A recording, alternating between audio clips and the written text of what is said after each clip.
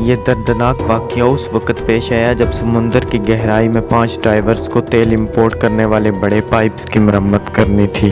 जब एक डाइवर ने उस तेल के पाइप को खोला तो वो पाइप एकदम ही इन 5 डाइवर्स को अपने अंदर चूस कर समुंदर की 1500 फीट नीचे गहराई में ले गया। अब वहाँ हर तरफ अंधेरा ही अंधेरा था। अब 2 दिनों तक भूखे प्यासे और बिना किसी ऑक्सीजन सिलेंडर के वो 5 समुंदर में गहरे एक पाइप में कैसे जिंदा रहे, ये जानने के लिए वीडियो आखिर तक देखें और जल्दी से वीडियो को एक लाइक कर दें। यह हादसा 25 फरवरी 2022 को पेश आया था। दरअसल बड़े बड़े जहाज़ किसी मुल्क में जब तेल उतारते हैं तो वो बड़े बड़े जहाज़ बिल्कुल किनारे पर नहीं आ जाते, बल्कि वो किनारे से दूर ही होते हैं और वहाँ से बड़े बड़े पाइप्स की मदद से तेल उतारा जाता है।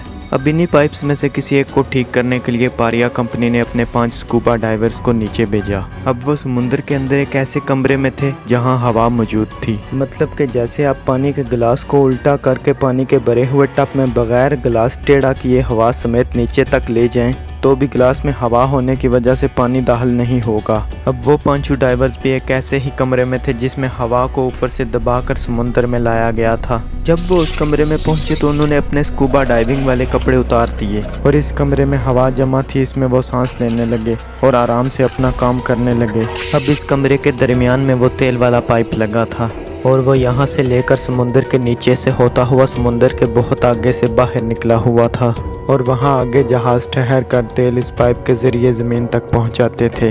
और उस कमरे में जो हवा जमा थी उसे जमा रखने के लिए इस पाइप के दरमियान एक हवा का बैग डाला गया। इस पाइप को पूरे तरीके से बंद किया गया था ताकि जो कमरे में हवा मौजूद है वो इस पाइप से होते हुए आगे से बाहर ना निकल जाए। अब इन 5 को उस पाइप में से हवा निकालनी थी और इस पाइप को भी देखना था कि इसे कहाँ से ठीक करने की ज़रूरत है, क्योंकि ये पाइप पिछले 4 साल से बंद पड़ा था। अब यूं ही वर्कर ने पाइप में से हवा निकालने के लिए नेट थोड़ा सा ढीला किया। अब जो इस पाइप का अगला एंड पॉइंट था वहाँ से ये पाइप बंद नहीं था, खुला था। अब जब वर्कर ने बैग में से हवा निकाली तो जो हवा कमरे में मौजूद थी उसे रास्ता मिल गया पाइप में से होते हुए आगे से बाहर निकलने का। अब कमरे में जमा हवा को पाइप ने एकदम से ही चूस लिया और इसी दौरान पलक झपकते ही 5 डाइवर्स को भी पाइप ने अपने अंदर चूस लिया। अब उनकी आंखों के आगे हर तरफ अंधेरा था। बिन 5 ने अपने ऑक्सीजन सिलेंडर भी उतार कर वहाँ ही रख दिए थे। अब उन्होंने पानी के अंदर अपनी सांस रोकी हुई थी और उन्हें कुछ समझ नहीं आ रही थी कि उनके साथ 1 सेकंड में हुआ क्या है। अब पाइप में हर तरफ पानी ही पानी था, लेकिन उनकी किस्मत अच्छी थी कि पाइप थोड़ा ऊपर नीचे बिछा हुआ था और जिस जगह से पाइप थोड़ा ऊपर उठा हुआ था और वहाँ एक हवा का बबल था, वो सारे यहाँ तक अपनी सांस रोक कर पहुँच चुके थे और अपना मुंह ऊपर करके एक दूसरे से पूछ रहे थे कि सब ठीक हैं। और वो सारे मुंह ऊपर करके एक दूसरे से पूछ रहे थे कि हमारे साथ हुआ क्या है, लेकिन किसी को कुछ समझ नहीं आ रही थी और उन्हें इस बात की भी समझ नहीं आ रही थी कि इस पाइप से निकलने के लिए उन्हें किस तरफ जाना चाहिए। उन्होंने एक दूसरे से पूछा कि अब हमें क्या करना चाहिए। क्रिस्टोफर ने उन्हें कहा जिस तरफ से हम आए थे उसी तरफ से होते हुए हमें पाइप से बाहर निकलना चाहिए। अब वो 5 अपना मुंह ऊपर करके एक तरफ चल पड़े। थोड़ा आगे बढ़ने के बाद 3 डाइवर्स ने क्रिस्टोफर को कहा कि हम बहुत ही ज़्यादा जख्मी हैं। उस पाइप में एकदम से हमारे औजार भी चले गए थे। नीचे आते वक्त रंच वगैरह हमें लगे हैं और उससे हम बहुत जख्मी हैं। हमसे अब बिल्कुल भी चला नहीं जा रहा। उन तीनों ने कहा कि हम इसी एयर पॉकेट में तुम्हारा इंतज़ार करते हैं, तुम दोनों ऊपर जाओ और हमारे लिए नीचे मदद भेजना। क्रिस्टोफर ने उन तीनों को कहा कि तुम्हें हिम्मत करनी होगी, पाइप में ये थोड़ी सी हवा किसी भी वक्त पानी के आने से ख़त्म हो जाएगी और तुम यहीं तड़प तड़प कर मर सकते हो। लेकिन उन तीनों ने क्रिस्टोफर को कहा कि अब हम चल भी तो नहीं सकते। अब क्रिस्टोफर और फैजल आगे बढ़ने लगे। उन तीनों को कहा कि हम बहुत जल्द ही तुम्हारे लिए नीचे मदद भेजेंगे, तब तक तुम यही इंतज़ार करो। अब क्रिस्टोफर और फैजल अपना मुंह ऊपर करके सांस लेते हुए आगे बढ़ने लगे, लेकिन वो जो आगे बढ़ते जा रहे थे पाइप में पानी का लेवल भी फुल होता जा रहा था। अब उनकी सांस लेने की भी थोड़ी सी जगह खत्म होने वाली थी। बिन की सांस लेने की भी जगह खत्म हो गई थी। ये अपनी सांस बंद करते हैं और दूसरे एयर पॉकेट को तलाश करने के लिए आगे बढ़ने लगते हैं। अब थोड़ा ही आगे बढ़ने से क्रिस्टोफर के सर पर कोई चीज़ लगती है। क्रिस्टोफर उसे अंधेरे में अपने हाथों से चेक करता है तो वो एक ऑक्सीजन सिलेंडर था। उनकी किस्मत इतनी अच्छी थी कि उसके साथ एक और भी ऑक्सीजन सिलेंडर था। अब उन्हें 2 ऑक्सीजन सिलेंडर मिल गए थे। क्रिस्टोफर ने एक सिलेंडर पीछे फैजल को दे दिया आगे बढ़ने के बाद उन्हें एक और थोड़ी हवा वाली जगह मिल गई। अब फैजल ने क्रिस्टोफर को कहा कि अब मैं बिल्कुल भी आगे नहीं चल सकता। पाइप में एकदम घुसते वक्त शायद मेरा पैर भी टूट चुका है, से अब आगे नहीं जाया जाता। फैजल ने क्रिस्टोफर को कहा मैं इसी थोड़ी सी हवा में तुम्हारा इंतजार करता हूँ। क्रिस्टोफर ने फैजल को कहा ये बहुत खतरनाक है, मेरे साथ चलो, अभी थोड़ी देर बाद हम ऊपर पहुँच जाएंगे। लेकिन फैजल का पाँव जख्मी था, इसलिए वो आगे नहीं बढ़ रहा था। अब क्रिस्टोफर यहाँ से अकेले ही जल्दी जल्दी आगे बढ़ने लगता है।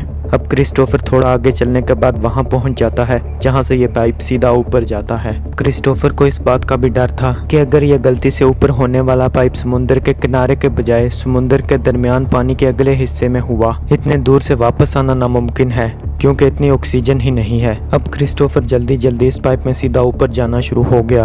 अब ये समुद्र की गहराई से सीधा ऊपर जाने वाला पाइप भी थोड़ा सा नहीं था, बहुत ज्यादा था। अब वो तेजी से ऊपर जाता जा रहा था। बहुत ऊपर जाने के बाद उसे एक और बहुत बड़ी परेशानी ने घेर लिया क्योंकि आधे पाइप से ऊपर पानी ही नहीं था।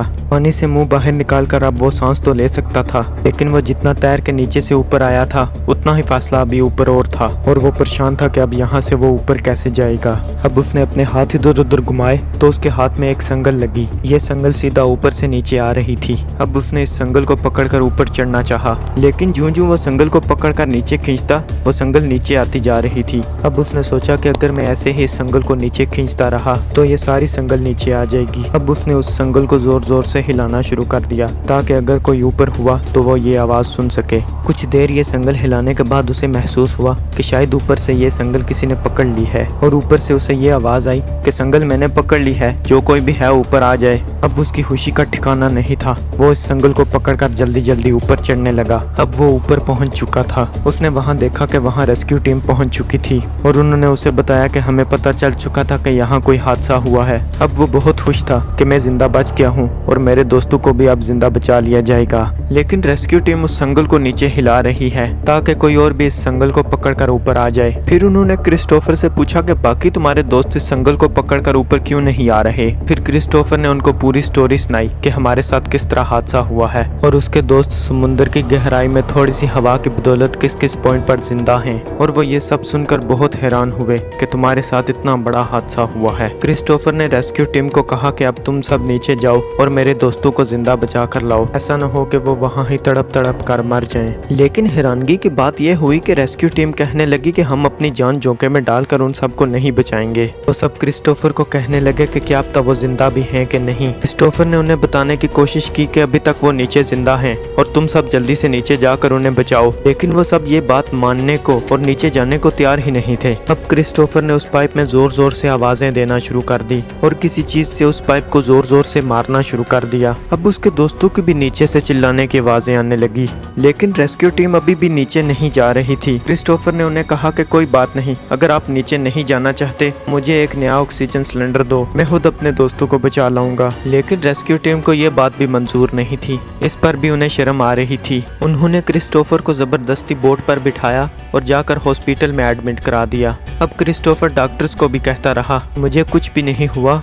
और मुझे जाने दो क्योंकि मेरे दोस्त वहाँ नीचे बहुत मुश्किल में होंगे। डॉक्टर्स ने उसे हौसला दिया, रेस्क्यू टीम तुम्हारे दोस्तों को बचा रही है, बहुत जल्द वो भी यहाँ आ जाएंगे। आर्या कंपनी को भी इस बारे में पता चल चुका था, हमारा एक वर्कर ऊपर आ गया है और बाकी चारों अभी नीचे फंसे हुए हैं, लेकिन अभी तक भी उन्हें बचाने की कोई कोशिश नहीं की जा रही थी। अब रेस्क्यू टीम बहुत देर के बाद पाइप की बाहर वाली साइड से नीचे ये देखने के लिए गई अभी तक वो चारों जिंदा हैं कि नहीं। अब रेस्क्यू टीम ने उस पाइप को बाहर से खटकाया और अंदर से उन चारों ने फिर पाइप खटकाना शुरू कर दिया और अपने जिंदा होने का सबूत दिया। अब अंदर उन चारों को ये उम्मीद थी कि हमें अब यहाँ से जिंदा बाहर निकाल लिया जाएगा। बाहर बहुत सारे लोगों को हमारे बारे में पता चल चुका होगा। वो अंदर सोच रहे थे कि जहाँ से रेस्क्यू टीम पाइप खटका रही है वहाँ से शायद पाइप काट कर हमें बाहर निकाल लिया जाएगा, लेकिन बहुत देर के बाद भी उन्हें कोई पाइप के अंदर बचाने के लिए नहीं गया। वो परेशान हो गए। अब उन्हें वहाँ फंसे हुए 48 घंटे हो गए थे। वो हैरान थे कि हमें कोई क्यों नहीं बचा रहा। ऊपर शायद कंपनी वाले इन चारों की मौत का इंतजार कर रहे थे और 48 घंटे तक भी ऊपर उनकी आवाजें आती रही और वो बेचारे आवाजें दे देकर अपनी जिंदगी की भीख मांगते रहे, लेकिन कंपनी और रेस्क्यू टीम टस से मस नहीं हो रही थी। अब 48 घंटे बाद उनकी आवाजें आना बंद हो चुकी थी। वो बेचारे समुद्र की गहराई में 2 दिनों तक भूखे प्यासे सिर्फ एक हवा के बबल में जिंदा रहे, लेकिन ऊपर कंपनी के पास सब कुछ हर चीज मौजूद होने के बावजूद भी वो उन्हें नीचे बचाने के लिए नहीं गए। उनकी आवाजें भी ऊपर आना बंद हो चुकी थी।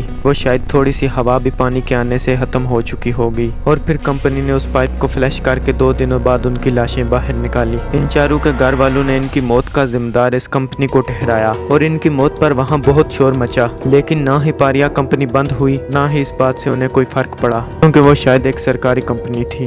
दोस्तों, अगर ये स्टोरी आपको पसंद आई है तो हमारे YouTube चैनल हमसलेके को जरूर सब्सक्राइब करें। मिलते हैं किसी और वीडियो में, तब तक के लिए खुदा हाफिज। Because everything inside me open, I rescue you. Everything inside me open, I rescue what's going on. Nobody was making an attempt to rescue me. I always somebody who doesn't know what's going on, and I always somebody who can control and see things through, and I feel like